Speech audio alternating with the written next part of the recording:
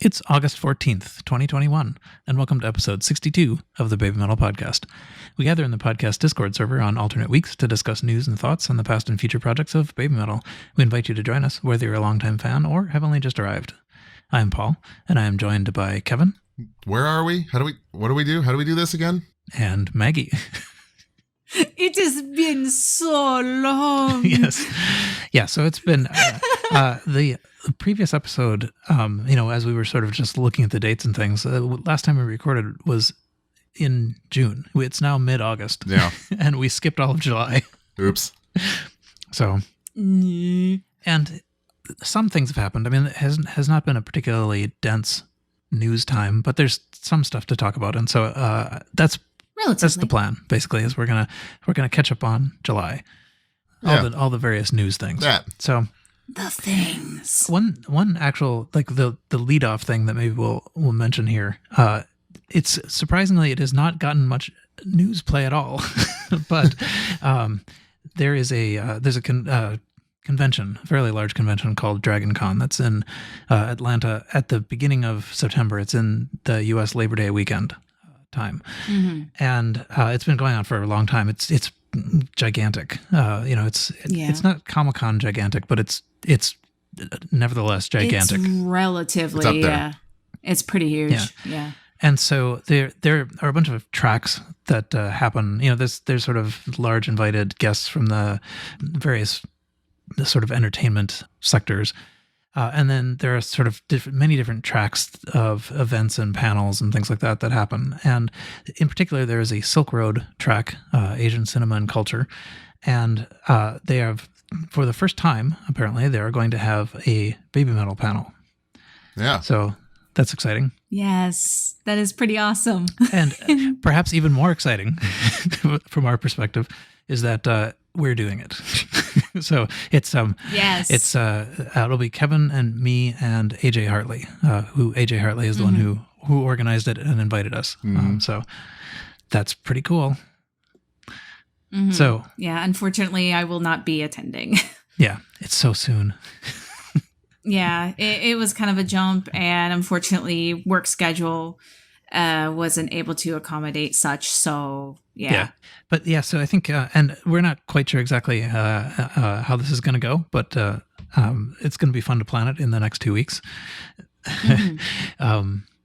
It's on Friday afternoon is the current plan. Everything I've ever seen from the Dragon Con, sort of promotional stuff, has kind of highlighted the fact that the schedule is very fluid. I think both Kevin and I are hoping that it's not so fluid that, our flights, arrive and leave at times when that don't allow us to attend the panel, but right. It should be Friday afternoon. Friday, September 3rd. So if you're in the greater Atlanta area, come check out the Baby Metal panel. We'll say hi. Yep. All right. So we'll see how that goes. We might, if we're allowed to, we may dump some of the audio from that on the feed. Mm-hmm. I think that would be really cool. Yeah. What else? Let's see. So we had, I didn't even write down when the date was of this, but the encore stream happened. The Budokan 10 encore the Western stream. I believe that was July 24th. Okay. That was a Saturday. So just to recap, partly from myself, there was the paid stream, which was Budokan Night 10. Then Wow Wow played the Myth, their 3-part broadcast. That was also this same show, but missing a couple of songs. And then there was a kind of like a Western-focused encore stream, which that wasn't YouTube, right? It was still... That was still a live ship. It was on their live own... ship, okay. It was... Well, the encore version was on their own website through Danny... Oh, I cannot remember his name. But he is Danny something Presents, who is a... He does a lot of organizations for a lot of popular music festivals here in the U.S. Okay. Yeah, I do remember getting... Danny Wimmer. That's his name, Danny Wimmer. Okay. Yeah, and there was I remember the receipt from that. because I was trying to later on piece together who's this Danny guy? Why did I pay? If you're familiar with what Rock on the Range used to be in Ohio, it was that group before they split apart, and then Danny Wimmer started his own thing, and he's the one who does most of the major stuff. Like I said, well, it's now Sonic Temple, Welcome to Rockville, Aftershock, which Baby Metal has played before. A lot of big name festivals. Cool. And part of the selling point was that this was a director's cut. And actually, when we were going to record, the last time we were going to record was actually just after this aired, and I think we were in kind of a bad mood about that. A little bit. A little bit, yeah. So it seemed like it maybe might have been just as well not to record and talk about it. But the director's cut, it was sold as basically just like a re-edit, so it wasn't going to be the same exact thing as the paid live ship stream. But little did they know, it was the same exact thing. Well, it wasn't. No, it wasn't. I mean, there were like 72 frames or something that were different.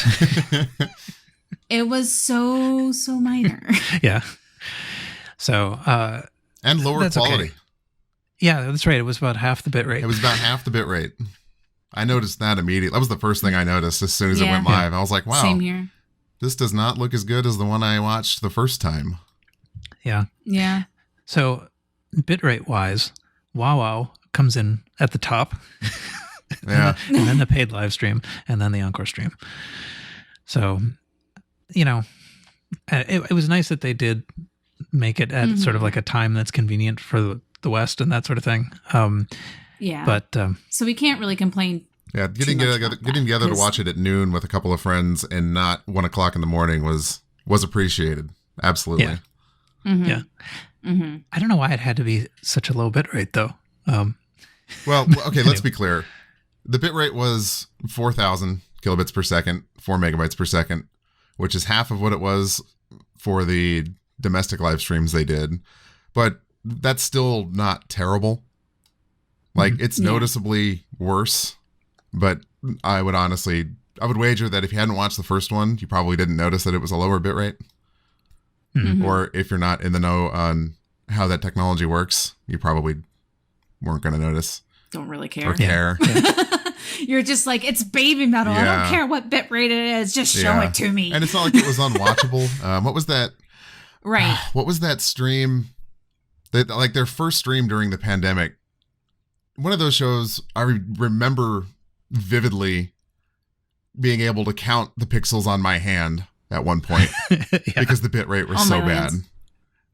Like it was so bad it kind of memed on Twitter with the Western and Japanese fans because it was literally like I have a screenshot still somewhere of all 14 pixels that were on the screen at one point. Yeah, there was some issues. I do vaguely recall that. I think that might have been one of those multiple act shows. I'm trying to remember now what the name of it was, but they participated in I think a couple of those things where it was streamed. It might have been NHK or something. Some channel like that. Oh, streamed. Maybe it was one of those. Yeah. The point I was trying to make is that this was still very much watchable. Yeah. It was just a kind of a layer of disappointment when I was already annoyed that it was clear that the edit really wasn't all that different when they're selling it, and their major selling point of buying it again was that this is a director's cut. Right. Though I think there were still a lot of people who had not seen the first one who were experiencing the second one alone, and definitely that was probably that was still probably fine. Yeah. Exactly. I mean, we're really pulling hairs here. Is that what you do with them? Yes. You don't split them, you pull them. I pull them. Okay. Okay. I was going to say actually the other issue I suppose is that they just use a lot of fire, and fire fire shows you what the bit rate is. That's, now that you mention that, that's kind of true. Yeah. But Songs of Tokyo is what Morbo suggests in the chat, and I think that's probably what we were thinking of. Yeah, that one was terrible. Yeah. That one was bad. But anyway, so what else was different? I don't know. Somebody did actually go through and look at the, like the frame by frames. But To be completely fair, I honestly thought they might have added a little, like a tiny bit more of the commie band, but I was apparently wrong. I felt like there was more of them included in the encore, but So no, the that things wasn't the I case. noticed, because so right when it ended, I have a local copy of the first one, and I played it because I wanted to make sure I wasn't going insane, that the first stream's bitrate was twice that of what I had just seen. So I wanted to confirm that, and I wanted to confirm that I wasn't going crazy, that I didn't notice any differences. And like Paul mentioned, somebody did go through and point out the very subtle differences, but like he said, it's frames here and there. It's, a different angle for this 1 second at this one moment a couple of times. Like if you showed them to two people back to back, you probably wouldn't even notice. I mean, this is entirely invented, but it feels to me like what's happening is somebody has the task of editing this for the Blu-ray, and we are getting, sort of snapshots in time of their progress. So they made a couple of edits, and probably those edits will be on the Blu-ray. Yeah. So there's slight differences, but not quite what they made it sound like. Either way, it was a really good show. True. Either way, it was pretty fantastic. I mean, they were all very far shots, up close shots, not a whole lot of snapping back and forth, which happened a lot in the last couple big shows.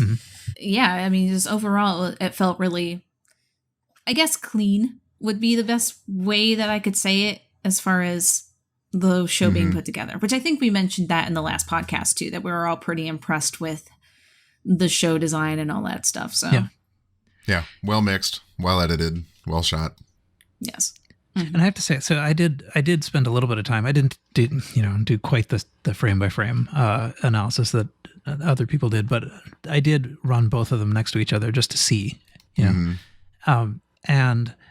that experience was actually kind of pleasant. I mean, like I noticed a lot more in the show, even though they were the same in both. Sure. Like I was focusing on it was kind of interesting. Actively watching. Yeah. So I'm kind of glad that I was forced to do that, though. In a sense, it would have been nice if there had been some differences. Although there was one difference. Like, there was actually one major difference that I noticed. There was actually one. It was an audio edit, though. It was during Papaya. Because in the original broadcast, Sue was enjoying herself a lot, to the point where she was really off key and just doing whatever she felt she wanted during Papaya. Don't know, but the girl was having fun, so I'll give her credit. In the encore, they edited that. She was on key. She was singing the way it was, normally sung. Yeah, and it was on key. So that was the one thing that I did notice, because I remember making a comment about it during the original broadcast, and I was just like, you know what? You get it, girl. You do you. But this time I was just like, oh, because I was actually telling people, I was like, oh yeah, there's this point where, and it didn't happen. I'm like, all right. So that was a major edit during that broadcast, the secondary broadcast. That's interesting. Yeah, I remember you mentioning that when we were, we only had the live stream one, the first one, and I hadn't noticed it, and I never went back and looked. but that is interesting. And when I say looked, I guess I mean listened. But I will have to do that. So most likely, I think your hypothesis about it being the encore being the potential edit for the Blu-ray is most likely correct. Yeah, that's plausible for sure. Yeah. I guess we could put 3 screens up together. Yeah, there you go. Yeah. How far can we go into this? So let's see. Take our notes. Right. Now, all right. Sorry. It was definitely a good show, though. It's for sure, quite impressive. But by now, I feel like we've seen it many times. Yes. Well worth, though, I think. Okay, let's see. So that's the encore stream, I guess. I'm not sure that we have much more to say about that. Not really. I didn't put in the show notes, but we did this thing for AJ Hartley's, thank you project, and that hit the stream, I guess, right? At least the YouTube stream. Last week. Was it last week? So Yeah. Yeah. so anyway, So if you want to see our pretty mugged faces, check it out on the YouTubes. yeah. So we recorded a thing, together and sent it in, and then AJ Hartley sort of like edited it together with everybody else's contributions, and so you can see his the whole project on his YouTube channel, but we put our own sort of like uncut version on ours. It's not. I don't think anything was particularly left out. It's just it was just us. Yes. So. Yeah, just edited me out being weird as normal. So that was appreciated. That was totally appreciated. So in other old news, the Record Store Day vinyl designs were revealed. Record Store Day happened. They were shipped and have arrived. Yes. Yes. So, and they are actually all really, really cool looking. They look nice, yeah. They were really, really neat. I kind of liked because the Metal Galaxy ones on the double side was the covers for the Sun and Moon limited editions. And see, I would have liked it on that way than the other way myself. I liked to have had that on disc, but of course, it is what it is. But even I think one of the the Baby Metal edition one had a really cool backing of like the masks outlined in red with the S, Y, and M on it. I thought that was really neat. And that was an image I've not seen before, which also that kind of predates me being a fan as well. But I had not seen it, and I thought that was pretty neat too. And then I think one side of the disc had the limited edition cover for Baby Metal. And then the Metal Resistance one, I believe, also had the limited edition cover on one side as well. Right. I can't recall the rest of them off the top of my head, though. Yeah, I believe that the design you were talking about on the first album is actually that's in the if you were to get the original vinyl, you would have seen that, I think, inside or on the back or something. It's well, okay. So I didn't realize that. I don't think it's That's new cool. Design. Yeah, I assumed probably not. Like I said, that kind of predates me, but it was still neat though. Yeah, they look nice. Yeah, it's pretty cool. Mine is sitting at Tenso. I haven't seen it yet. Aww. Yeah, mine sat at Tenso for a while, and then I think I was coming up on the consolidation time, and there's nothing else happening, so I just sent it. I have stuff from other groups in the wind. So yeah, I there are some things I passed on. Yeah. But, not being the vinyl aficionado, I guess. Yes. Let's see. So anyway, those are cool. Also, I think in the another thing that's in front of me here in the show notes is that Kobametal had this series of things in Da Vinci News. There were a little series of essays. There were actually 16 of them. They've now concluded. And we'll talk about the contents of those later. But one thing that's kind of interesting that he ended up with on that was that he said, I'm not sure that I buy the narrative here, but he sort of at the end said, I've come to the sudden conclusion that I'm going to produce this as a book. so he's gonna release all 16 essays plus a few I thought that was actually a thing. I thought that there was actually a book coming out, or maybe it was just because of the translation of that. Maybe I don't know. Oh yeah, well no, I mean like in the 16th part, he announced that this is going to be a book, and there's going to be some extra parts. So we're getting the Baby Metal version. So I wasn't going to getting the Baby Metal version of the Federalist Papers. Yeah, but so it's I'm not actually sure what the book's going to be called, but it's the series has been something like Metal or Not Metal. And that's the stuff, where he was talking about the ramen and the beer and all that. Yes. But he is a very interesting human, as I always mention. He's kind of a cool guy. Seems like, catch him on a day in the bar, and I'm sure after a few drinks, few rounds, he'll probably be like the meme where the guy's like, aliens. It was kind of like that. He just kind of ramble off stuff and just, I don't know. He seems like he'd be kind of fun. Yeah. Anyway, I do want to talk through some of the content of that, but it's interesting that there's a book coming out. No publication details that I know of yet, but okay. Let's see. What else? Momoko. We could talk about that. Yay! Anyone else want to describe that? Sure. So one of our 3 adorable Avengers who's helped in the last few years, Momoko, she, after her stint at Budokan, is now part of a Korean reality TV show called Girls Planet 999. Basically, the thing of it is that she is competing against 98. Yep. Yes, I said 98 other girls. At least it's not 998. Yeah.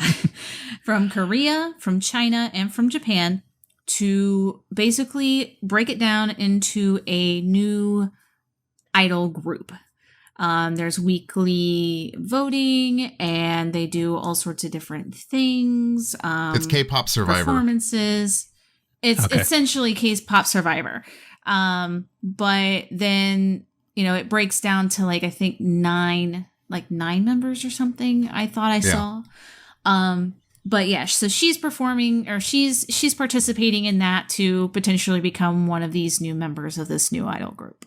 So that's pretty cool, I think. And if you want to support your fellow Baby Metal member, former member, whatever, there is an app called Universe. You can download it, and it definitely gives you all sorts of update about Girls Planet 999, and you can vote. Yeah. And it is very accessible to both Eastern and Western fans. So it's pretty nice. Although the app does crash on occasion. Yeah, that's what I was going to say. A lot of people have heard a lot of complaints about the app. Yeah, the app's really not good. It does crash on on occasion.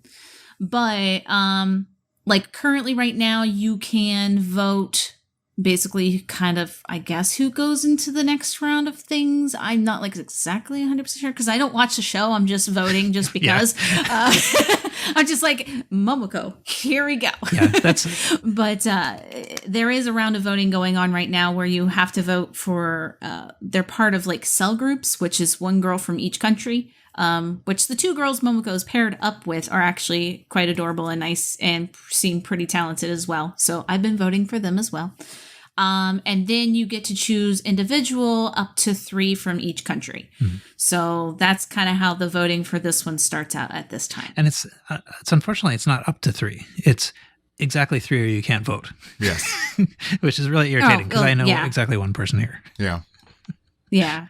I've been kind of okay, well, this person seems nice. I don't know. I've been, to the extent that I thought about it, I've basically picked Momoko and then random other people, hoping I can diffuse the non-Momoko vote. We'll see. We'll see what happens. These shows are super rigged. Yeah. She has a snowball's chance in hell of winning this thing. I think it's super slanted to the Korean audience. That's what they're trying to make, right? The K-pop group. Yeah, that's by design. They're making a K-pop group. So the odds of her breaking through all of that noise, even in a legitimate contest, are, I think, probably pretty low. And you add the layer of, the show is rigged by design. So in the end, is it going to be 3 from each country? Is that the idea? The ultimate 9? I honestly don't know. No, I think it's... I really don't. I think it's 7 Korean girls and 1 of each or something like that. Yeah, it's... Yeah, there's... It's not 3-3-3. Yeah. But still, try to do it anyway. Yeah. Vote for Momoko. Just in case. Maybe they'll change their minds and realize that they messed up. Yeah. Dragon Fury confirmed that in chat. 7 Korean girls, 1 Chinese girl, 1 Japanese girl. Oh. Okay.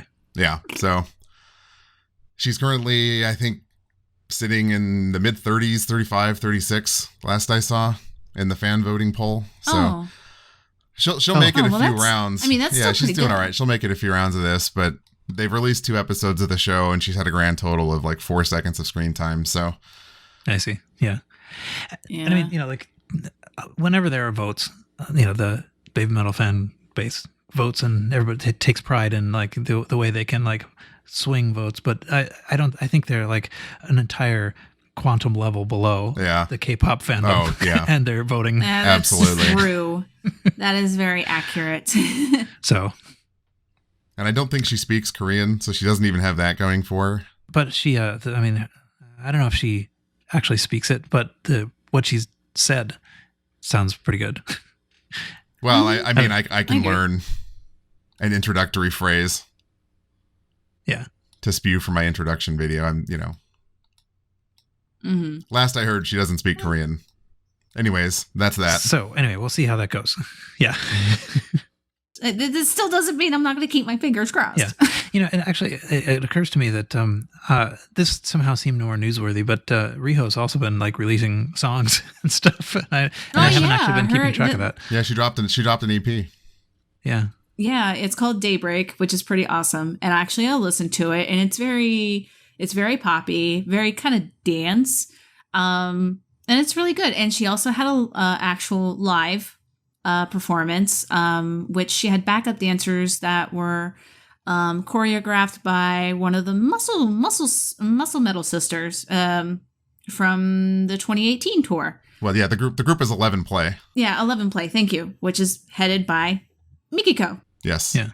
So it's like this whole entire circular thing. But anyway, so she had that performance, and apparently it went really well. She actually used some of it for a new music video for, I think it's called Laser, which is pretty catchy, I think. And then she announced that she's going on tour. So that's pretty cool. I'm pretty glad for her as well. Excellent. So everybody's got something to do as the whatever it is, the legends are sealed. Yeah. And then Kano's still doing 1-5, yeah. 1-5, yeah. They haven't done anything in a while, but they're still trying.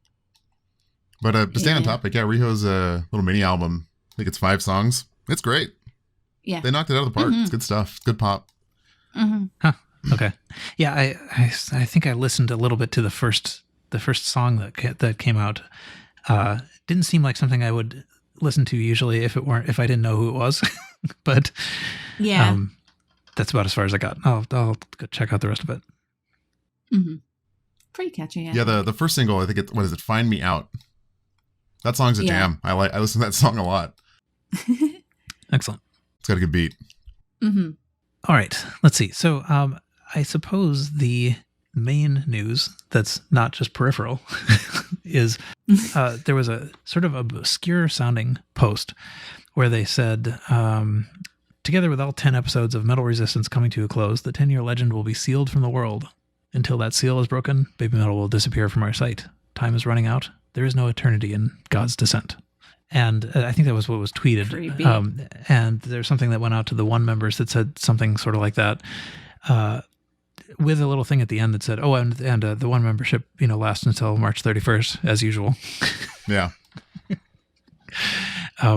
Yeah. But it's all very, it's all very epic seeming. And I mean, like essentially the idea is that they're saying, October 10th is the end of the year, the anniversary year. And so there is supposed to be, there's actually, that's marked on the little calendar, the ending of 10 Baby Metal Years, so October 10th. Mm-hmm. So there's probably going to be something that will happen on that day. More merch. Mm-hmm. Could be.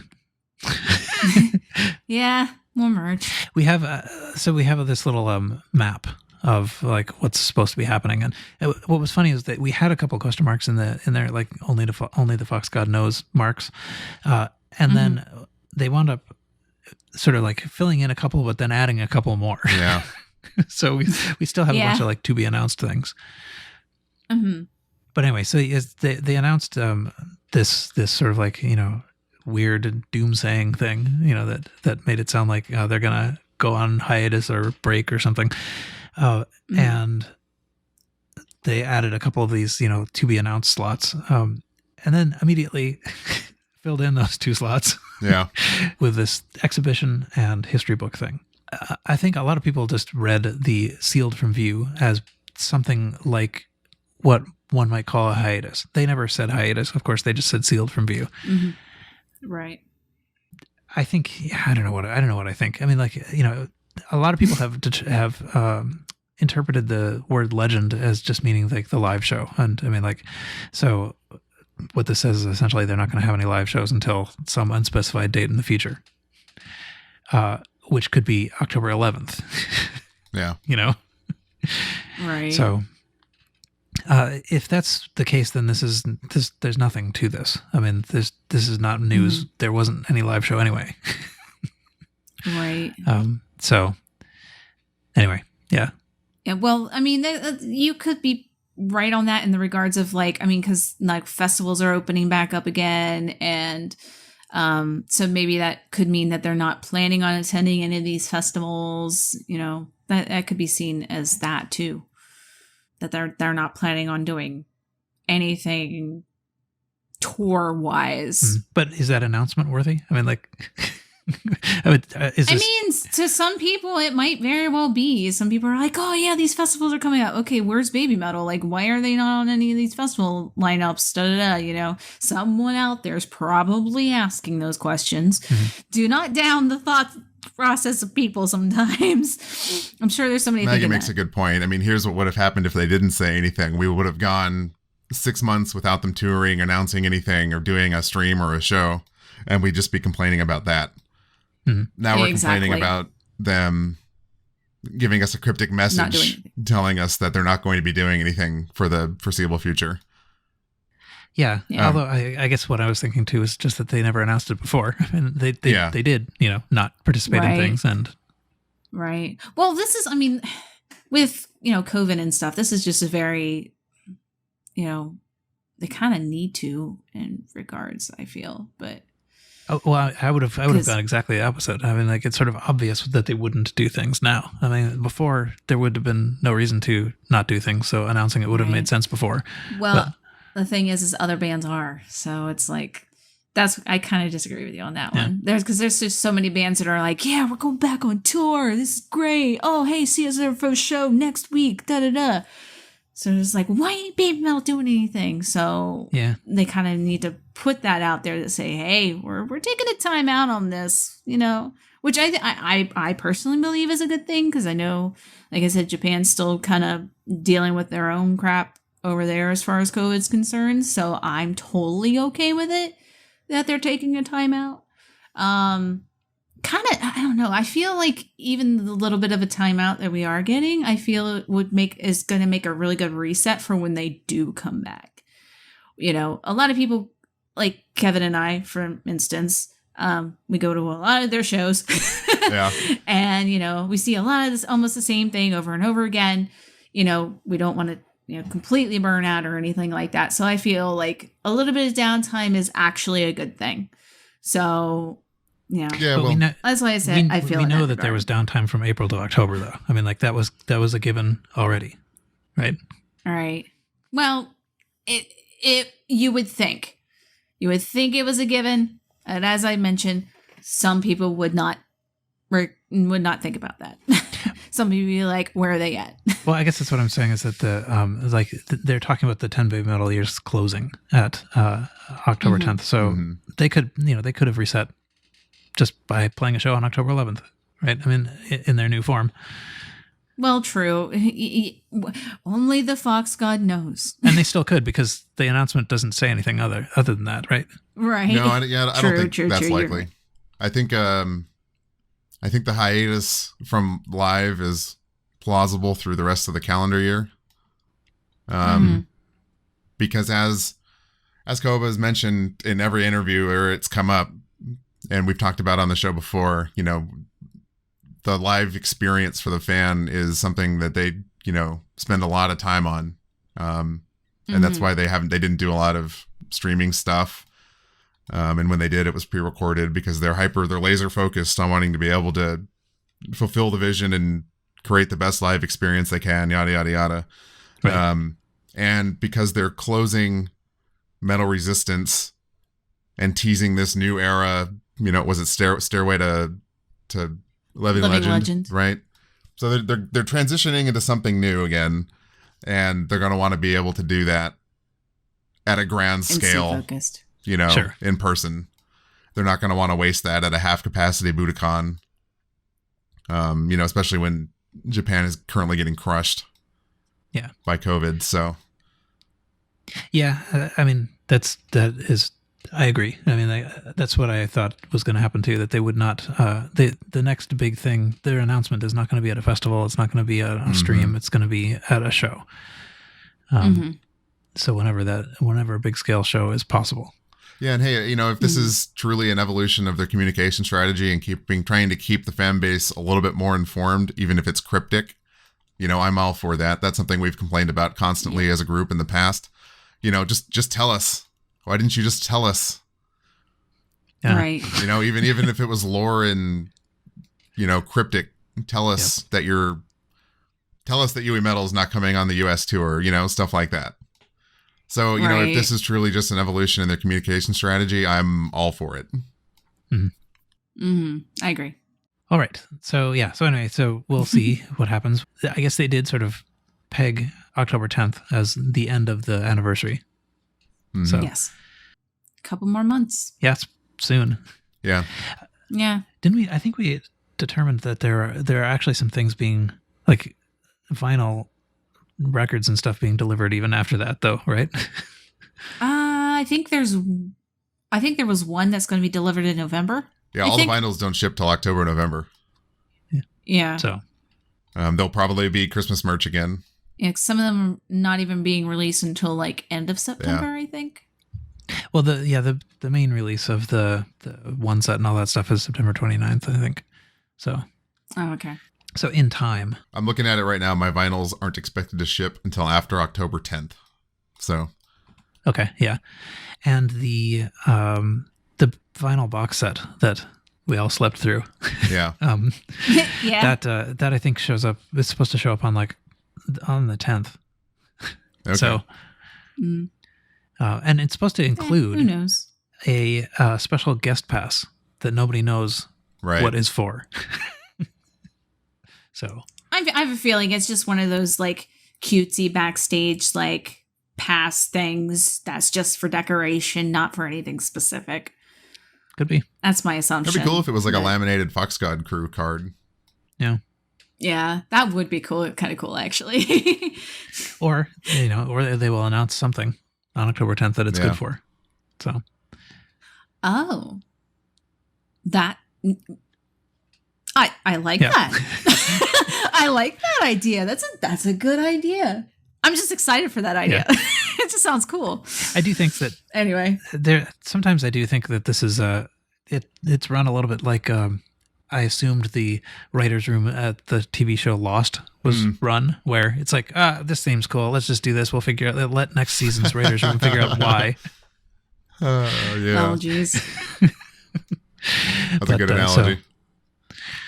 Anyway, then I guess so. Immediately after they had done that providing a whole bunch of new blanks, then they filled in the blanks with the exhibition and the history book. So we could maybe talk about that a little bit. I'm not sure that I'm totally up to date on all the information, but I guess the HMV in Tokyo and Osaka is going to have a fairly elaborate exhibition in Tokyo from September 4th to 23rd, and then in Osaka from October 1st to 10th. So shorter in Osaka.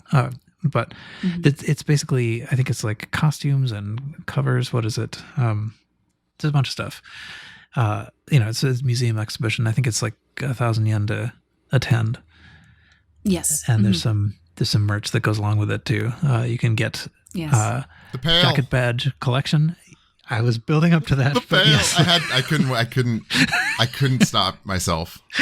It's so great. Stupid pail. Yeah. You can get a pail-a-con. I don't know. It's the pail-con. Lenzer thinks that it's it's another pun on Budokan, like the Budokan. Yeah. Maybe it is, because it's a pail-a-con, something like that. But at any rate, it's a bucket. Oh, it's so dumb. I honestly will put that up in the probably weirdest merch I've seen from them, in my opinion. Like, not only is it a bucket, it's $100 bucket. It's Right? 9,900 yen. Yeah, I Good Lord. Yep. Yeah, it's a little much, I think, to have your name plastered on. So I believe it's actually from, I think I found it at some point, Japan Pale Company. Yeah. And it's actually from like a really highly recommended, bucket producing. But at the end of the day, it's still a bucket. It's a pail. It's a bucket. Yeah, they on the J Pale site, you can see like they put they'll put your designs on it or whatever. It's a metal thing. It's got a cover. Yeah. Anyway, so it's unfortunately it's not a beach pail because because that would have been fantastic. But it could beach be pail with a used as shovel? beach pail though. That's right. We were almost right in our Oh, that's April right. 1st predictions. Oh my God, you're right. I totally forgot about that. Yeah. Wait, what? I thought that's what you were talking about initially. That's why you were so excited about it? Oh my gosh, you forgot about that? Yeah, I totally forgot about that. Oh no! I immediately saw that and I was just like, Oh my God, of all the things that almost came true, that was not one of them. right? I predicted. Right. What a time to be alive. Yeah. Right. But it's gotta have been the weirdest. I mean, the pizza delivery bag is weird, phone stand, I can sort of see that's kind of a regular merch thing. Yeah, but at least those weren't heinously expensive. This is $100 bucket. Yeah. Right. I can go to the hardware store and get a pail for $2. Well, I think the carrier thing was like 80, wasn't it? It was like 8,000 yen or something. At least that has some utility. Exactly. That does have utility to it and it purpose and, advertisement worthy stuff. Whereas a pail, it's like you're going to put dirty water in it and pour it onto your plants maybe. Or, there's only so much you could use with it. No, it's going to sit in a box. It's going to sit in a box. No one's going to open it. Of course. Or that too. I'm not going to use a $100 pail. No. If you're going to charge me $100 for a pail, it better come with fluorescent paint or something in it. Yeah. The official gold color of Baby Metal. That'd be cool. Brought to you by Sherwin-Williams or something. Actually, if you buy the pail, they should give you an additional cheap pail that you can use as a pail. Right. So you don't have to have use your the display merch pail and for free. Usable pail. Oh my God. Right. That'd be great. Decoration pail. The actual I looked up the actual Budokan, the one thing that they sold originally, with the Budokan show, and that was cheaper than this pail. the one thing was like 6,500 yen. That had extra stuff in it, though. It had the keychains, it had the neck brace, and then, of course, it had I think either the CDs the or Black Knight CD. Yeah. Yeah, it had the CDs in it. So, yeah. Come on. I mean, it was several years ago. There's inflation and stuff like that, but still, I mean, it is pretty hilarious. But the whole still. Inflation in was both popularity and currency. Yeah. Makes me sad, but whatever. So anyway, that's... I gotta respect it. The guy's just sitting there. Let's try a bucket. These idiots, we'll see if these idiots will buy a bucket. He's looking around his garage. Let's hope it's to order and not that they've already got all this printed out.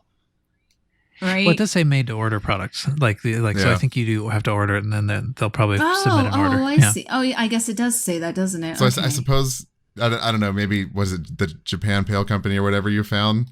Maybe at such low quantity, they are working out that's expensive and it's not a horrible deal. But being uninformed on things like that, sitting on the outside looking in, I can't help but laugh. Yeah. Right. It is pretty funny. But I mean, they are a comedy group, so what do you think? I mean, right. They like being laughed at sometimes.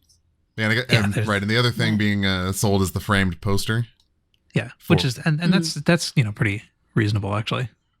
That is actually very common for a poster with a frame like that from Japan to cost that much. Metal frame. It is 22,000 yen. Mm-hmm. Yeah, that's common. Because bringing me into Maggie's world here. Play a game called Final Fantasy XIV, which is the MMO version of Final Fantasy. And they have multiple expansions. And one of the expansions, oh gosh, which one is it? I can't remember. Anyway, on the Japanese site for like Square Enix, who creates the game, their in-store stuff, they have these posters on here of all these different arts and stuff.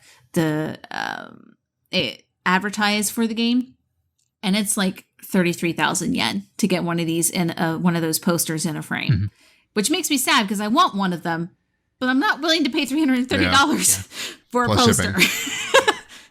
Plus shipping from Japan. And it's metal. Which is probably another $40, $50, if not more, because of the size, the obscure size of it. So this is not unusual. When it says a framed metal poster, I assume the frame is metal, not the whole object. Right. No, you're correct on that. Yeah, the frame is definitely, and I think the actual like paper that they printed on is a little bit nicer than your typical poster paper. I mean, it could be a metallic print. That is a thing. Oh, that would be kind of cool. That would be nice. That would be neat. I have kind made of my like own the I've made one. my own metallic prints, so it could actually be. It's probably just a play on words. It's a fun play on words, like a metal frame for a metal group. We're going to call it a metal poster. Yeah. You know. Right. Could well be. Yeah. Mm-hmm. But anyway, yeah. So these are the merch items that go along with the museum exhibit, and I think let's see. So it's going to be a history of baby metal with outfits and including a visit from Kobametal himself. Yeah.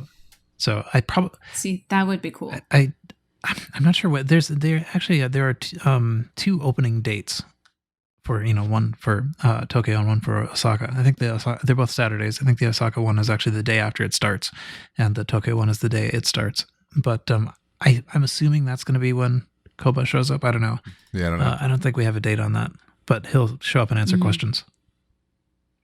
Like, what's with the pail? Yeah, it'll be interesting to see what comes of that. What that would not be only cool. what he's willing to answer, but what Japanese fans are willing to ask.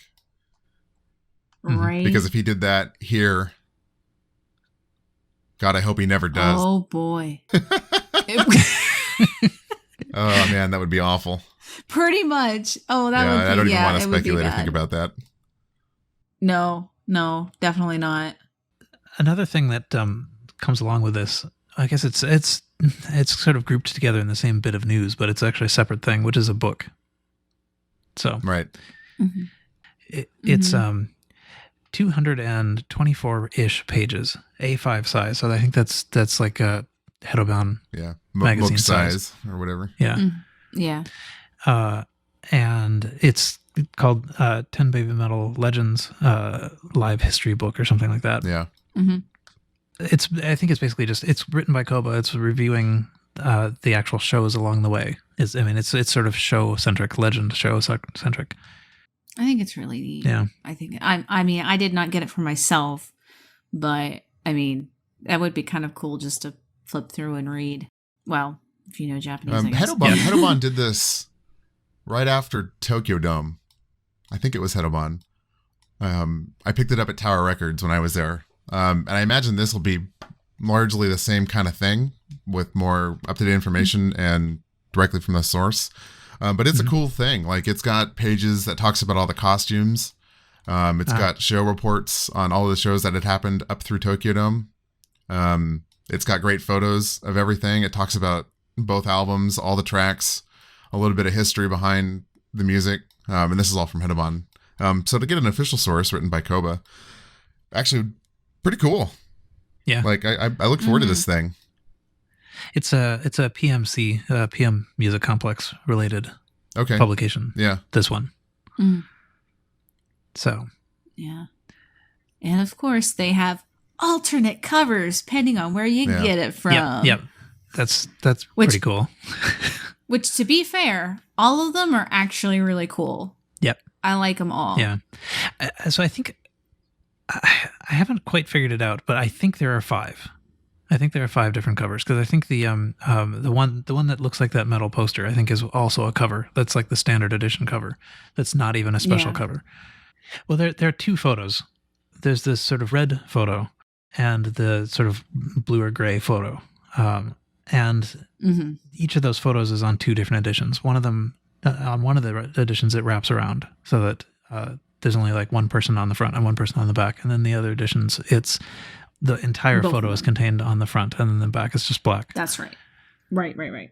Which means that it's a little bit of a stretch to say that you need them all in a way. Right. Pretty much.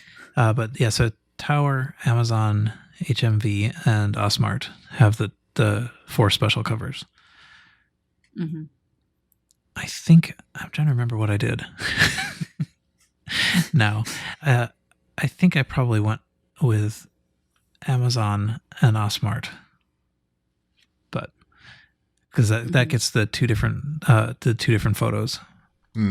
Like I said, I didn't pick it up just because of reasons, but if I hear good things about it and it's not completely sold out, I'll probably just get just a typical edition later on. Maybe we'll see.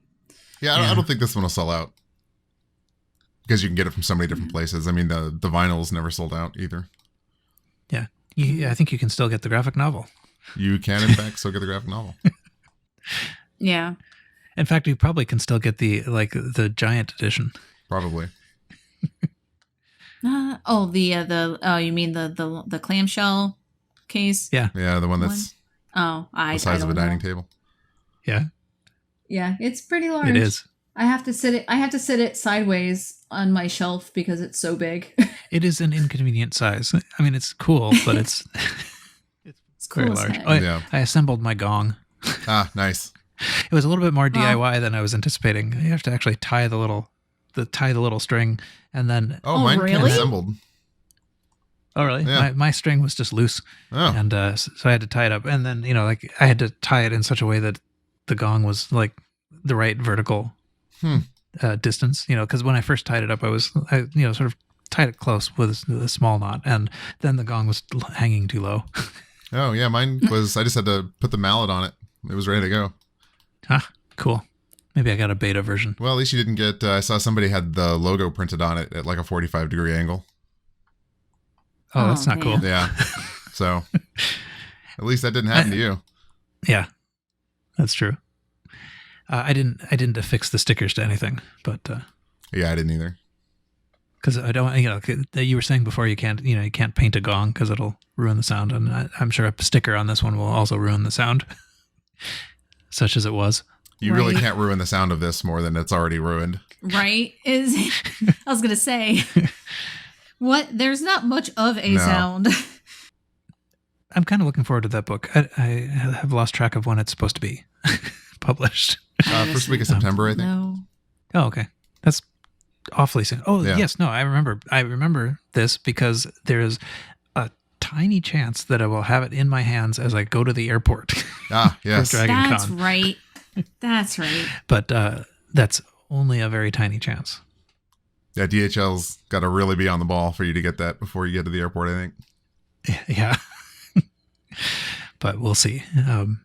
As I mentioned at the outset, like it's not, there has been very little sort of advertising, but the person who's been kind of organizing the Silk Road track has been going around to a couple of podcasts and stuff, and we've gotten a mention. Like almost nothing else in the whole Silk Road panel gets a mention, but this one does. Yeah. The Silk Road track. I mean, so that's awesome, though. So we're pretty excited for it. Yeah, I think it'll be fun. Mm-hmm.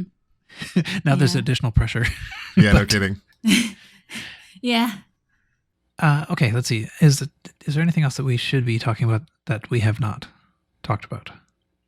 Not really. I mean, we're pretty much caught up with everything.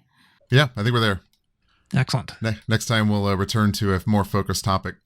Yeah, I think there is a ever increasing huge list of translated interviews. Yeah. Yes. They're super interesting, but so I'm not sure exactly what we're going to cover next time. But probably we'll talk about some subset of the ones that have recently come out. Mm-hmm. Mm-hmm.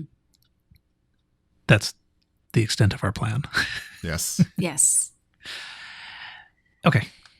I think I will then close it off if there's nothing else. All right. So That sounds spiffy. excellent. So that's it for this episode. You can join us on the Baby Metal Podcast Discord to continue the conversation. Rating the podcast on whatever platform you listen on will help people find it, so please do that. We'll be back here in about 2 weeks. We hope you'll join us then. And until then, see you.